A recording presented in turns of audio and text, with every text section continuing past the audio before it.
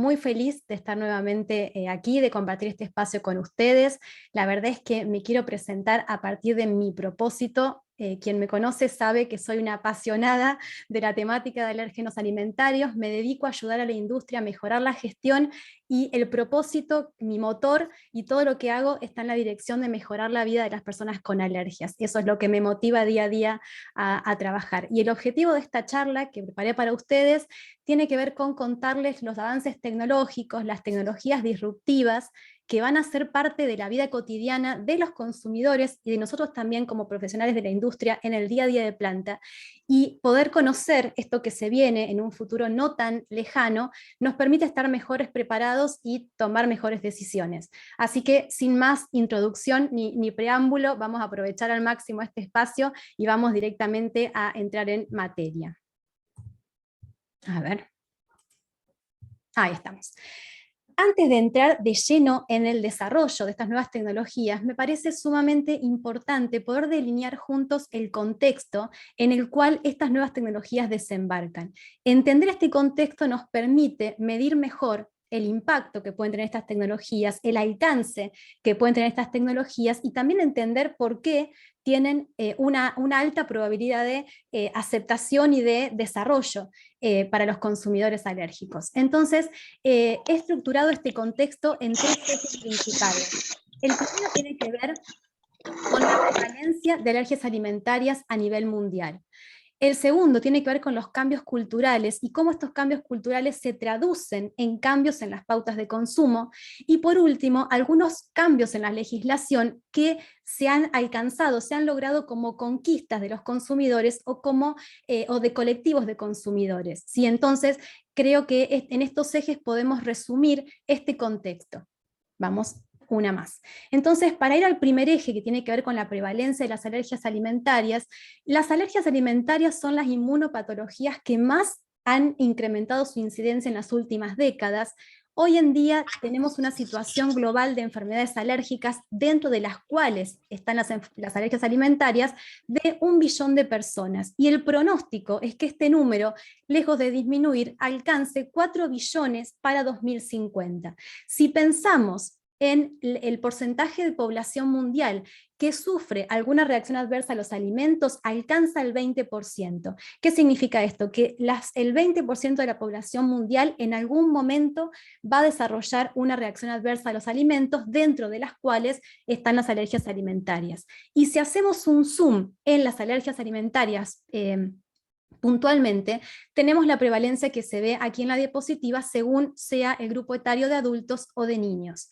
Si pensamos en el grupo de lactantes y niños menores de 5 años, el valor, la prevalencia a nivel mundial en nuestro país, y se replica esta cifra a nivel mundial, es que 1 de cada 12 niños menores de 5 años sufre alergia alimentaria. Es una cuestión global este incremento en la prevalencia. En Estados Unidos, por ejemplo, en los últimos 35 años, la prevalencia se incrementó 10 veces. Y no solamente hay un incremento en la prevalencia, sino también en la severidad de la respuesta alérgica. El 80% de las causas de anafilaxia en la infancia, en nuestro país también se ve esta cifra, se debe a alergia alimentaria. Y en Estados Unidos se maneja la cifra de que cada 3 minutos la alergia alimentaria envía a una persona a una sala de emergencia. Si miramos el periodo de 9 años, entre 2007 y 2016, el incremento de casos de anafilaxia se incrementó en un 400%. Entonces, esta situación de prevalencia, claro que es un factor clave del contexto en el cual estas tecnologías desembarcan. Esto significa, estamos asistiendo a las alergias alimentarias como una epidemia de alcance mundial, y sabemos que las alergias alimentarias tienen un impacto muy significativo en la calidad de vida, no solo de quien las padece, sino también de todo su entorno cercano. Vamos a avanzar al segundo eje, que tiene que ver con los cambios culturales. Hace un tiempo se publicó un informe prospectivo de FAO que hablaba del futuro de la seguridad alimentaria y resumía estos cambios en las pautas culturales en 3 ejes o en 3 drivers. Uno tenía que ver, el primero de ellos, tenía que ver con la demanda explícita de los consumidores respecto del compromiso de las organizaciones con la huella de carbono, con la contribución al cuidado del medio ambiente. El segundo de los ejes tiene que ver con un estilo de nutrición personalizada. Esto tiene que ver con la búsqueda por parte de los consumidores de salud, de bienestar, pero también de conexión con un propósito. ¿Sí? Esto va más allá de las cuestiones funcionales, sensoriales, nutricionales del alimento, sino también tiene que ver con valores, con creencias, con pertenencias a grupos. ¿Sí? Entonces, este eje también es muy importante. Decimos que el consumidor actual busca que las pautas de consumo estén relacionadas o apoyen activamente aquellas causas que le son significativas. Y estas tres son las causas que podríamos resumir son significativas para el consumidor: el compromiso con el medio ambiente, la nutrición personalizada y, por último, las cuestiones de bienestar animal. Y esto se traduce en una preferencia cada vez mayor de referencias basadas en plantas y también de elección de organizaciones que muestren métodos de producción que no utilicen crueldad hacia los animales. El concepto de Clean Label podemos decir que es un concepto unificador de este pedido cada vez mayor de transparencia de parte de los consumidores respecto de métodos de producción, de origen de materias primas, inclusive también de valores y de principios que manifiestan las organizaciones. Entonces, en este contexto, entregar calidad al consumidor va mucho más allá de las cuestiones de calidad, de atributos sensoriales o de atributos funcionales, sino implica estar a la altura, conocer y estar a la altura de estas demandas o de estas cuestiones culturales, estas cuestiones valóricas que exigen los consumidores. Y todo esto se da en un marco de una interrelación cada vez mayor con la tecnología en la vida cotidiana, ¿sí? Al cual todos asistimos, y también un acceso a la información cada vez más democrática, cada vez más accesible gracias a Internet. Entonces, este eje considero que es absolutamente relevante para poder entender el impacto que van a tener estas nuevas tecnologías. Yendo un pasito más, en el tercero de los ejes, tiene que ver con estos cambios en el marco legal impulsados por consumidores o por colectivos de consumidores.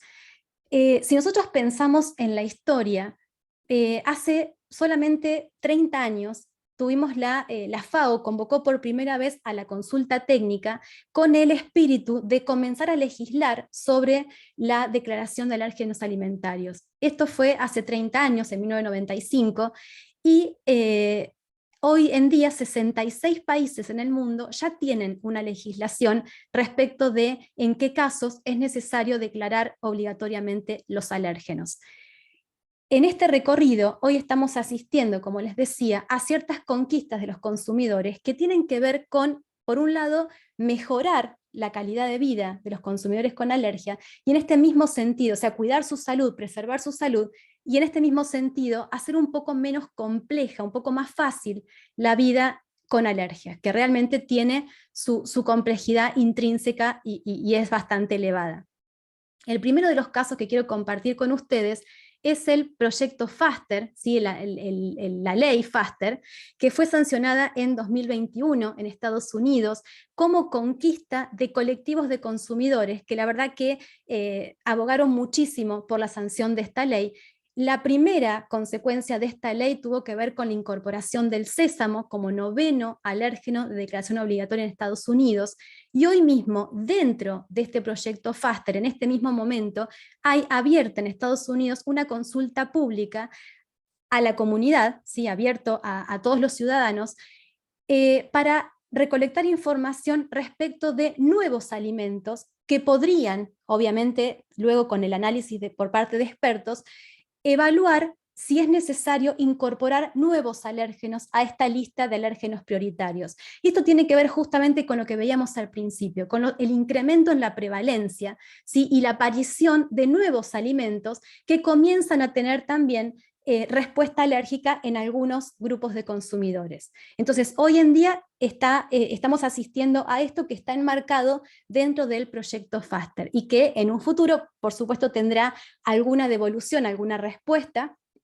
por parte de este grupo de expertos que analizará entre otros elementos de entrada, la opinión de los ciudadanos.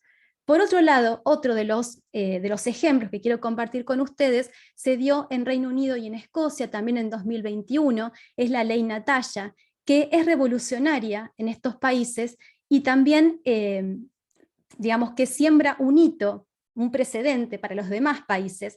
¿Por qué? ¿En qué sentido? Porque obliga a los alimentos preenvasados, ¿sí? a los alimentos de venta directa, que no están alcanzados por la legislación en la mayoría de nuestros países, ¿sí? Alimentos que se venden en la vía pública, en ferias, en escuelas, en aeropuertos, obliga a declarar obligatoriamente los alérgenos que están presentes en estos alimentos.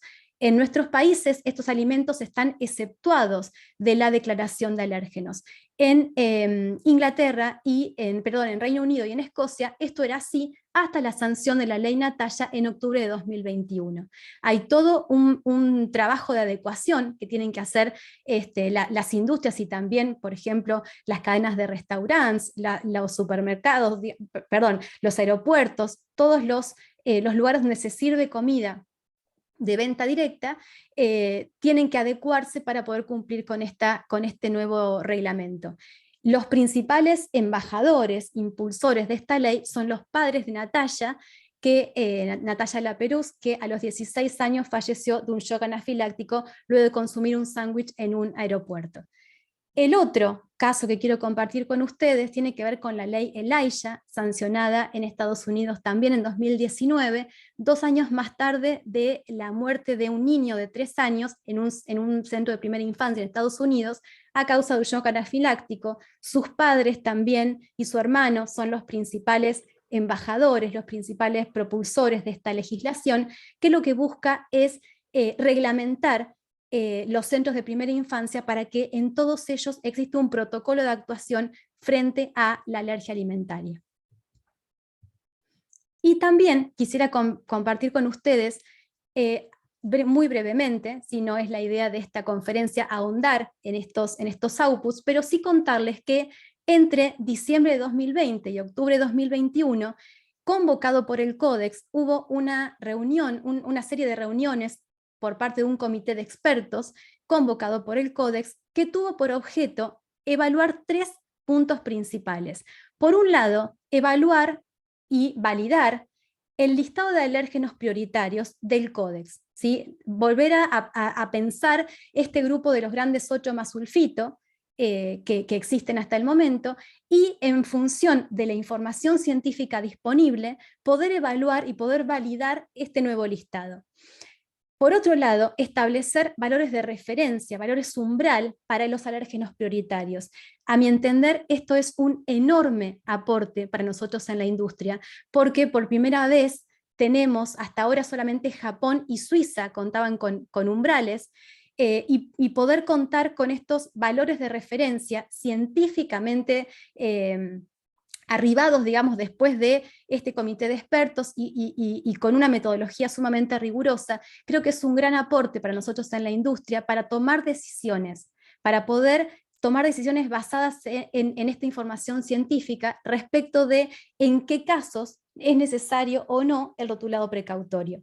Y aquí vamos al tercer punto. La tercera de las reuniones tuvo que ver con establecer lineamientos en apoyo del rotulado precautorio bajo, digamos, el concepto de que el rotulado precautorio debe ser siempre el último recurso a utilizar, pero cuando debe utilizarse es realmente una herramienta para proteger la salud de los consumidores alérgicos, ¿sí? Entonces, ¿qué es lo que va a pasar luego de esto?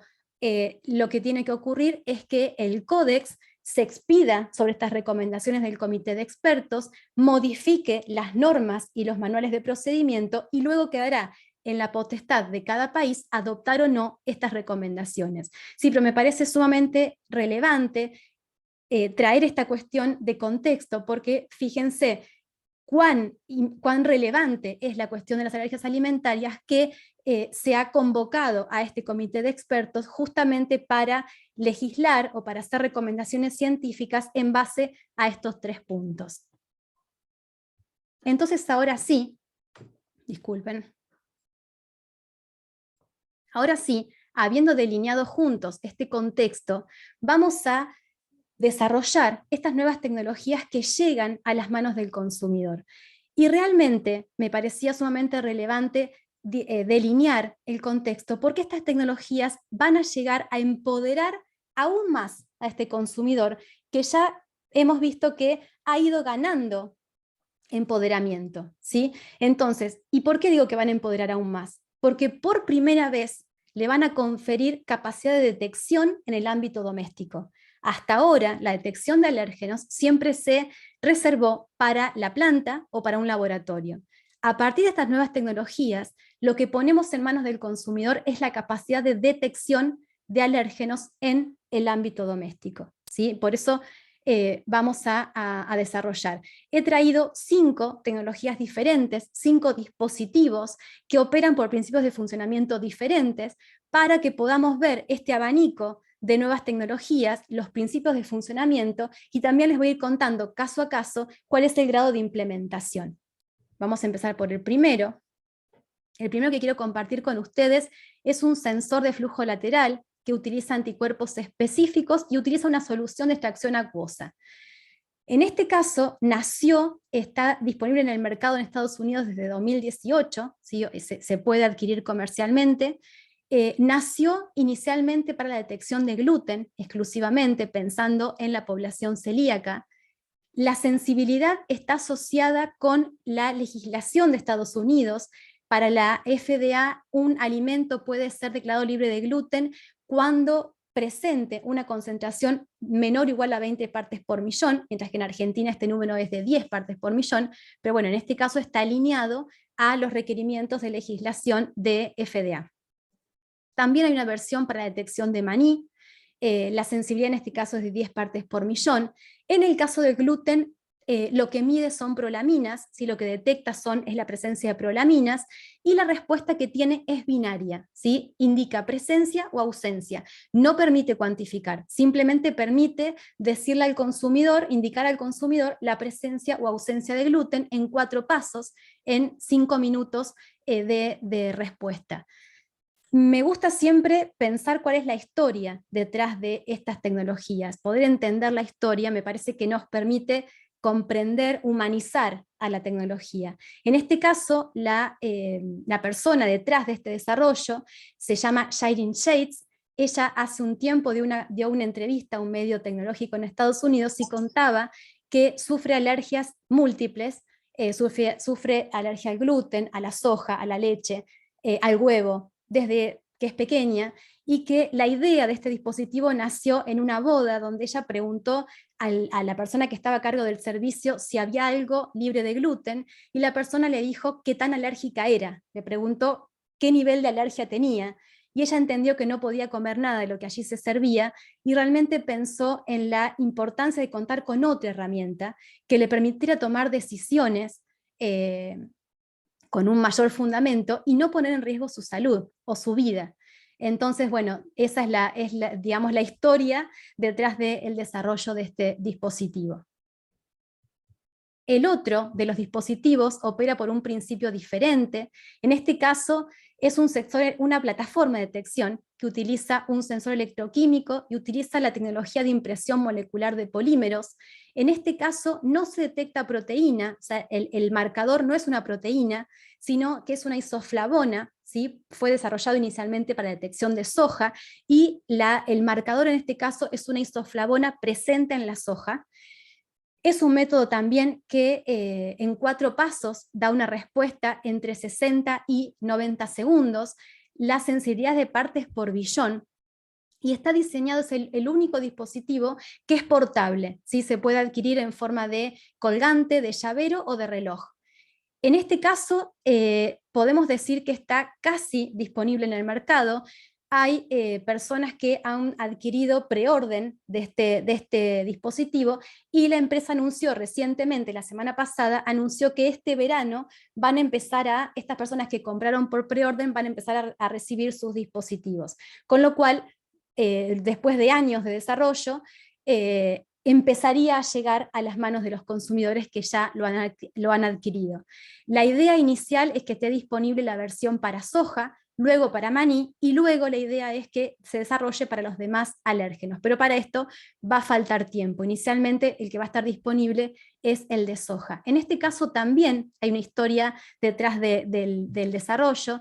La fundadora de la compañía que desarrolló esta tecnología y patentó esta tecnología se llama Abigail, y ella sufre alergias desde que tiene memoria, alergias múltiples también, y ella dice que este sensor es en honor a esa niña que fue en algún momento y que siempre dejaba el pastel en la mesa, en las fiestas, en los cumpleaños, aunque le juraran que lo podía comer. Ella dice que entonces este desarrollo, este sensor es para esa niña. Y que realmente el claim de esta organización es que la comida tiene que ser fuente de energía y no fuente de temor. Quienes viven con alergias alimentarias asisten a este temor permanente, sobre todo en el caso de alergias múltiples. La vida cotidiana se vuelve muy difícil. Entonces, por eso decimos que estas tecnologías vienen a hacer un poco más fácil la vida de los consumidores con alergias. El tercero de los dispositivos que quiero compartir con ustedes tiene que ver con otro principio de funcionamiento. En este caso es un sensor que promete, está todavía en fase de R&D, en fase de desarrollo, es una startup de origen israelí que está planificado lanzar al mercado estadounidense en 2023. Es un sensor que va a permitir la lectura de todos los alérgenos, una lectura multialérgenos. Esto lo hace bastante más práctico que los demás.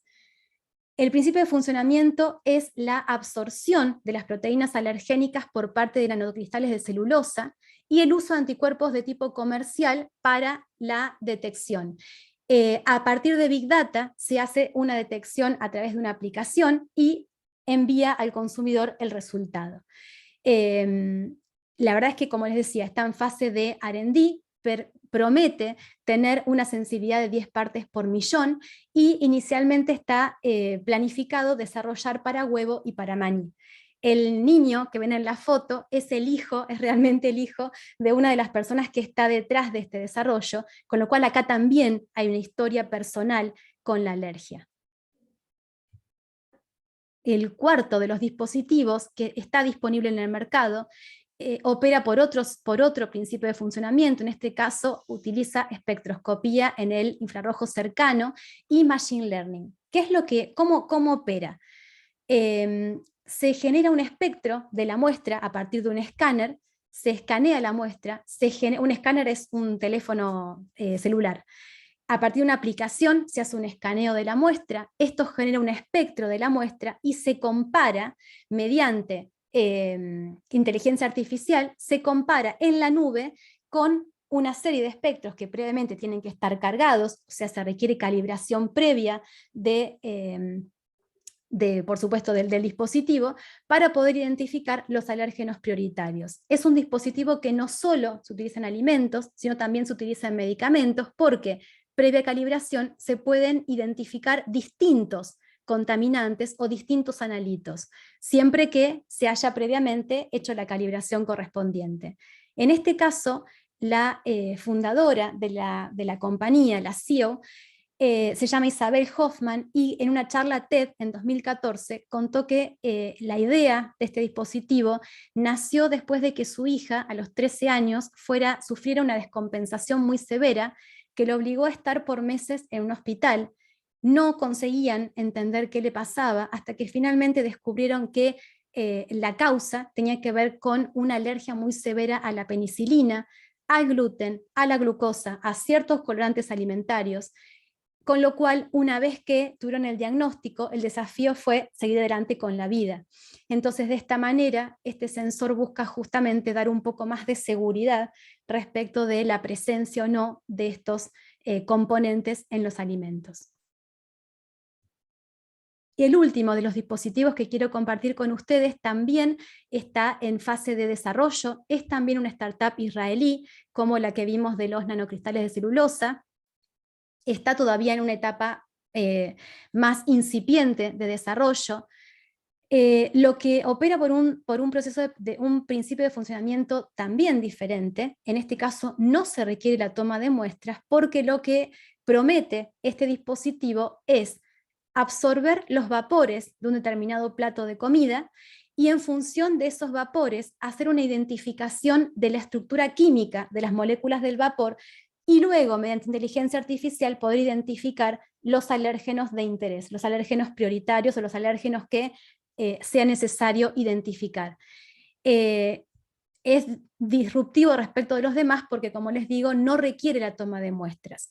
La patente aún está pendiente, promete una capacidad de respuesta de 60 segundos y una sensibilidad de partes por billón. Esto entonces en cuanto a los dispositivos que van a conferir la capacidad de detección a los consumidores en el ámbito doméstico. Ahora quisiera compartir con ustedes un proyecto que se llama TECAM y que promete también modificar o promete agilizar la detección en planta, que está concebido para el ambiente productivo, ¿sí? Para tomar decisiones en tiempo real en la planta. Vamos ahí entonces. Se trata de un proyecto desarrollado en País Vasco, promete estar disponible en 2023, utiliza, por un lado, combina los saberes de la biotecnología con la informática y planea unificar o relacionar las tecnologías de análisis, como pueden ser infrarrojo cercano y PCR, con inteligencia artificial y con microfluídica digital. Y aquí un paréntesis. Cuando entré en contacto por primera vez con este proyecto, no tenía la menor idea de qué era la microfluídica digital, con lo cual para entender de qué iba el proyecto tuve que investigar al respecto. Y ahí aprendí que la microfluídica digital es una ciencia que estudia el comportamiento de fluidos, en este caso de microgotas, en canales de tamaño micrométrico. Y lo que busca, por eso dice ahí laboratorio en un chip, porque lo que busca es reproducir procesos complejos en una escala controlable. La idea de este dispositivo es que permita detectar en tiempo real alérgenos y patógenos. Yo les confieso que hace unos años, si en planta me hubiesen dicho que esto iba a ser posible, hubiera pensado que me estaban hablando de ciencia ficción, con lo cual es realmente algo disruptivo. Nosotros sabemos que en análisis de alérgenos no hay una panacea, no existe la panacea, todos los métodos tienen sus interferencias, tienen sus limitaciones, son muy dependientes de la matriz que estamos analizando, con lo cual analizar alérgenos en planta es un desafío.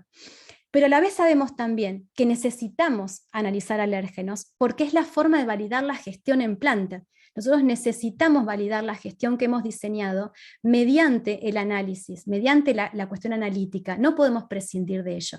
Entonces, la verdad es que este proyecto promete, esta iniciativa promete modificar la forma en la cual detectamos alérgenos en planta. Por supuesto, habrá que ver si realmente se puede implementar, se puede desarrollar a escala y en algún momento podemos verlo funcionando en nuestras plantas. Pero bueno, no quería dejar de contarles que, digamos, de esta iniciativa y de qué se trata, de qué va este proyecto. Y por último, como corolario, digamos, de estos escenarios posibles, de este futuro posible que hemos compartido, pensar juntos cuáles son entonces los desafíos que se presentan para la gestión de alérgenos en planta. ¿Cómo hacemos, entendiendo que esto puede llegar, ¿sí? que este futuro no está tan lejos?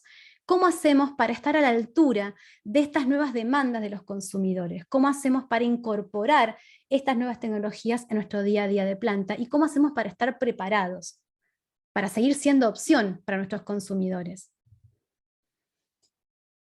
Pensé en 4 claves que tienen que tener nuestros programas de gestión de alérgenos para poder estar a la altura de estas nuevas demandas. Y el primero es tener un programa de gestión de alérgenos basado en riesgos.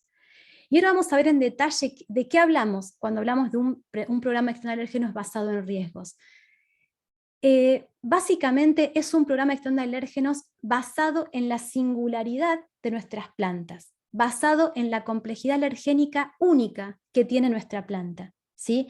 Entonces, poder conocer esta complejidad alergénica y diseñar en función de los recursos que tengamos en nuestra planta la mejor estrategia para gestionar los alérgenos, sabiendo que la meta es de garantizar la presencia exclusiva de aquellos alérgenos que son constitutivos, que forman parte de la formulación, que no vamos a poder dejar de declarar, porque están presentes en los ingredientes, están presentes en las formulaciones. Y que por otro lado, realmente, el rotulado precautorio sea el último recurso a utilizar. Y esto está absolutamente en línea con la demanda de clean label de los consumidores y con el postulado del Comité de Expertos del Códex, de las últimas reuniones del Códex. El rotulado precautorio nunca como premisa de diseño, nunca como reemplazo de la gestión.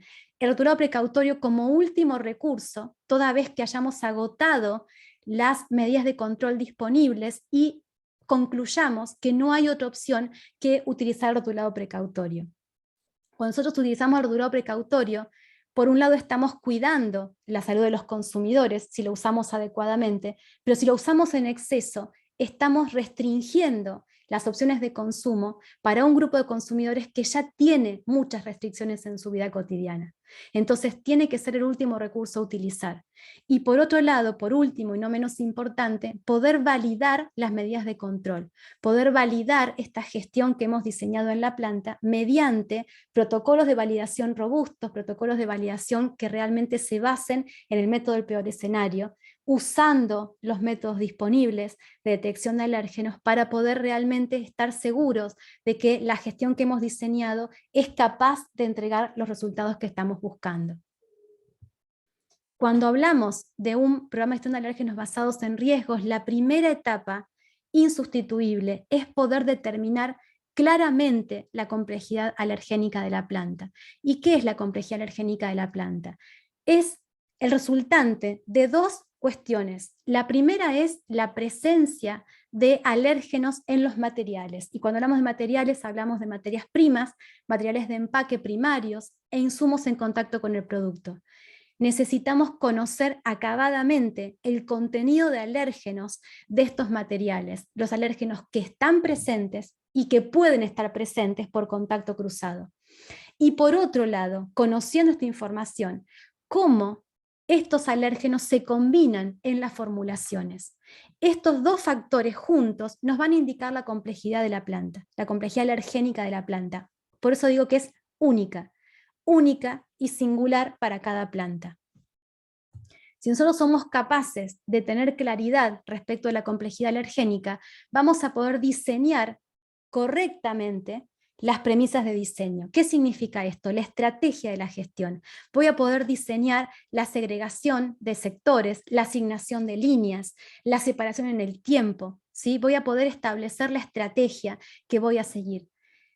Pero para que sea efectiva, necesito conocer previamente la complejidad alergénica y diseñar en función de esta información. A veces se pasa por alto esta etapa. Se considera que, bueno, si no tengo toda la información respecto de los materiales, no importa, sigo adelante. La verdad es que conviene, es necesario dedicar tiempo a conocer exhaustivamente la complejidad alergénica, porque es la información que necesitamos de entrada para poder diseñar un programa de gestión de alérgenos a la medida de la planta, y no un programa de gestión de alérgenos estándar. ¿Sí? Es un error comenzar por las medidas de control. Tengo que empezar por diagnosticar la complejidad alergénica. Luego diseñamos la estrategia y recién ahí vamos a aplicar el HACCP para identificar y evaluar los peligros. ¿Sí? Los peligros reales, los peligros que salen de esta información de entrada. Y luego vamos a poder identificar, seleccionar las mejores medidas de control, incluyendo la matriz de limpieza, incluyendo las medidas de segregación que tengamos en la planta, ¿sí? Pero necesitamos ir en este orden, y eso es sumamente importante para poder justamente tener un programa de gestión de alérgenos robusto y que se sustente en el tiempo y que esté a la altura de estas nuevas demandas de los consumidores. Bueno, antes de ir a las preguntas y respuestas, ¿sí? Antes de pasar al espacio para preguntas, que me parece sumamente valioso poder intercambiar, poder tener este tiempo para que puedan hacer las preguntas y preguntar lo que necesiten, para después también poder llevar esta información a sus equipos, ¿sí? A sus colegas. Entonces, aprovechemos este espacio para preguntas, pero antes de eso, quisiera hacer una reflexión final. Creo que como profesionales de la industria estamos frente a un tiempo histórico, a un tiempo sin precedentes, a un momento, creo que es un momento bisagra. Venimos de 2 años de pandemia, estamos en la pospandemia, hay una enorme cantidad de desafíos para supply chain a nivel global. Venimos de 2 años muy desafiantes y estos desafíos no tienen ninguna chance de disminuir, sino que, de acuerdo con los últimos acontecimientos, solamente se va a hacer todavía más desafiante el escenario para supply chain. Entonces creo que tenemos la oportunidad de comprender a la tecnología desde el potencial que tiene de hacernos más humanos, ¿sí? No verla como una amenaza, sino verla como una herramienta que nos va a permitir ser más humanos. ¿Y en qué sentido? A los consumidores alérgicos poder tener una vida de más disfrute, de menos restricciones, y nosotros en planta poder tomar decisiones basadas en información en tiempo real. ¿Sí? Entonces creo que la invitación es a que como profesionales de la industria podemos cambiar las cosas, podemos dejar huella, podemos mejorar la vida de las personas con alergias, y la invitación justamente es a que sigamos aprendiendo, a que sigamos trabajando juntos y bueno, por supuesto que espero seguir viéndolos y seguir viéndonos muy, muy, muy pronto nuevamente. Así que bueno, abrimos el espacio para preguntas. Gracias por la atención, gracias por el tiempo, gracias Meli y gracias a la UCEL. Gracias, Caro, por tu excelente exposición. Así que bueno, voy a pasar ahora, acá ya hay varias consultitas, te voy a leer para que puedas responder. Patricio dice, ¿qué novedades hay respecto a la incorporación del sésamo en la lista de alérgenos en Argentina? Patricio, Argentina sigue la lista del Códex, ¿sí? Hasta ahora Argentina siempre siguió la lista del Códex. Dentro de este listado que recomiendan la reunión de expertos del Códex está el sésamo, ¿sí? La novedad es que, por ejemplo, sale soja del listado de alérgenos prioritarios e ingresa sésamo. No significa que Argentina vaya a adoptar inmediatamente esto. ¿Qué es lo que tiene que pasar? ¿Cuáles son los pasos que siguen? El Códex tiene que, de alguna manera, validar la recomendación del comité de expertos. Una vez que el Códex valide las recomendaciones, incluyendo el nuevo listado, va a modificar sus documentos, sus reglamentaciones, y luego estará en cada país adoptarlo o no. Si Argentina replica lo que ocurrió años antes, cuando se sancionó la ley, que tomó como referencia el listado del Códex, podríamos conferir o inferir que podría tomar este nuevo listado de alérgenos prioritarios recomendado por el comité de expertos. Por el momento no hay ninguna información al respecto, digamos, en función del cambio en el listado de alérgenos prioritarios en Argentina, pero podría ser un camino posible. Bien, bueno, gracias, Caro. Siguiente consulta de Soledad Zapico.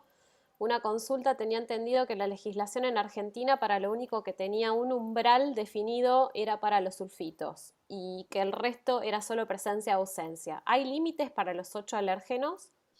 Sole es así, un saludo. Sole es así, el único alérgeno que tiene umbral en Argentina es el sulfito, ¿sí? Y en todos los demás países es lo mismo.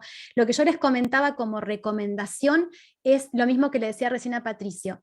La reunión de expertos del Códex eh, redactó un listado de valores umbral o valores de referencia para estos alérgenos prioritarios, según esta nueva lista de alérgenos prioritarios.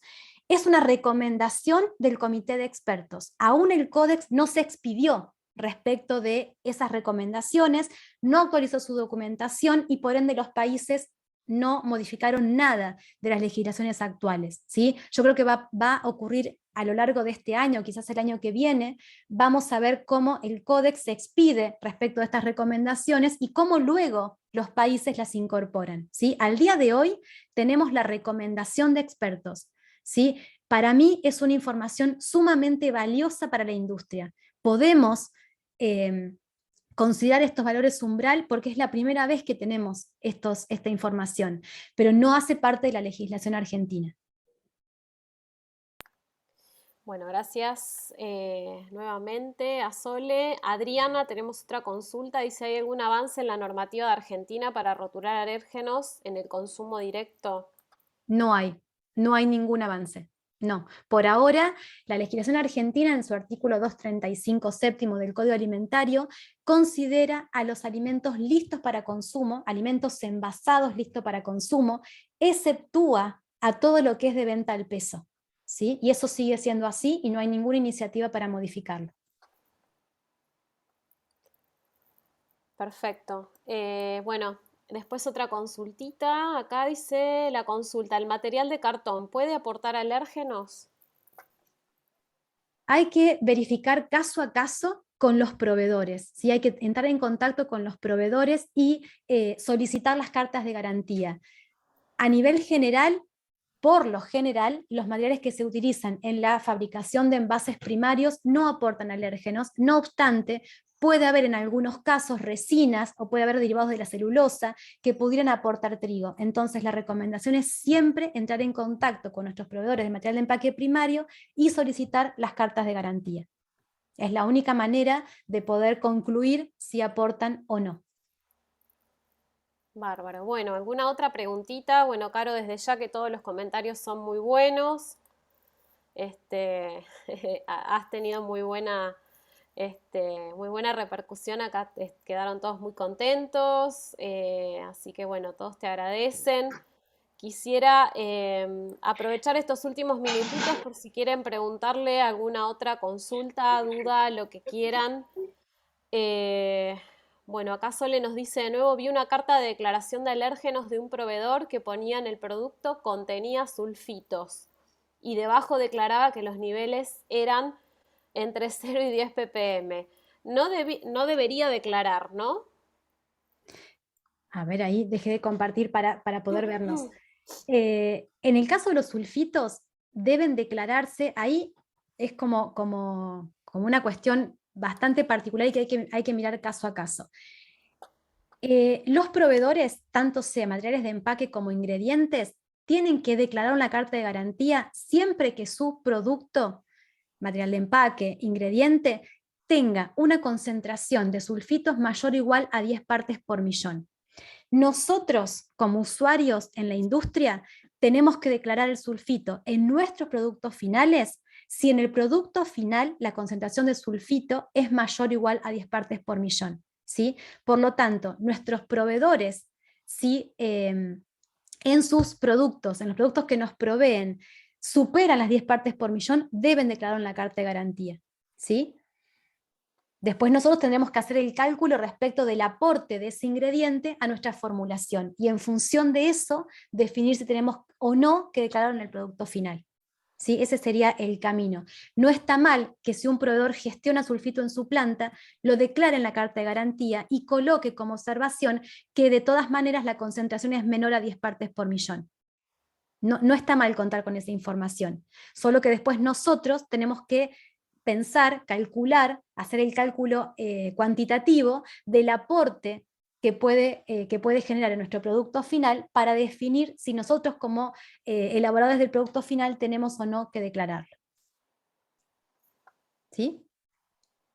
Bárbaro, Caro, clarísimo. Bueno, acá Verónica también te agradece. ¿Estás viendo Gracias a ahí los ustedes. chats?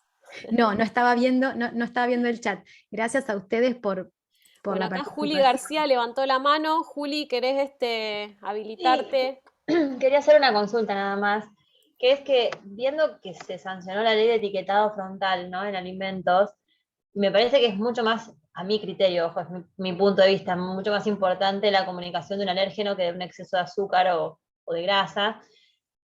No he visto tampoco que en ninguna parte del mundo haya como una ley de etiquetado frontal de alérgenos, ¿no? ¿Existe eso en alguna otra parte que se etiqueten de esa manera o tan visualmente en el front of pack?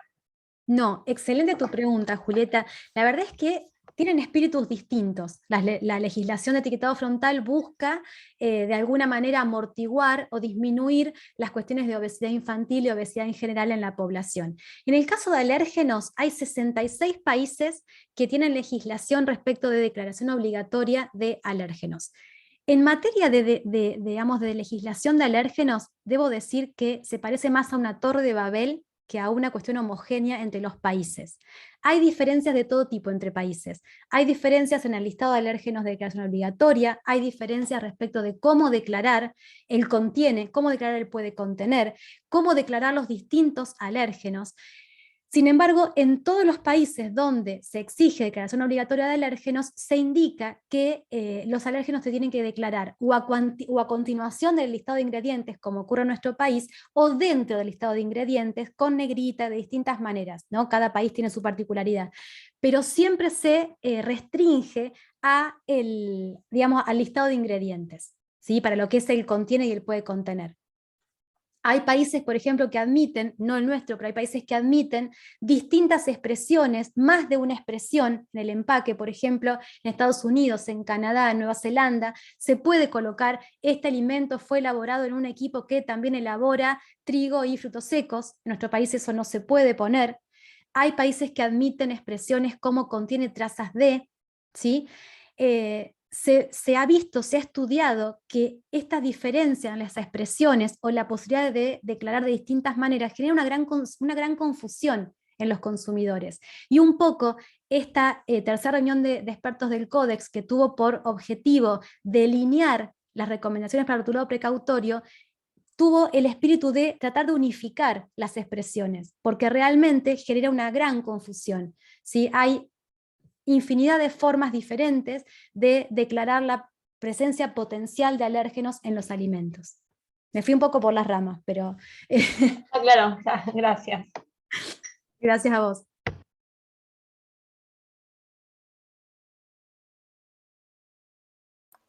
Estaba silenciada, no me había dado cuenta. Gracias, Juli. De nuevo, y bueno, les decía que si tienen alguna otra consulta, pregunta, ya vamos redondeando. Bueno, todos los agradecimientos, acá Caro. Muchísimas gracias.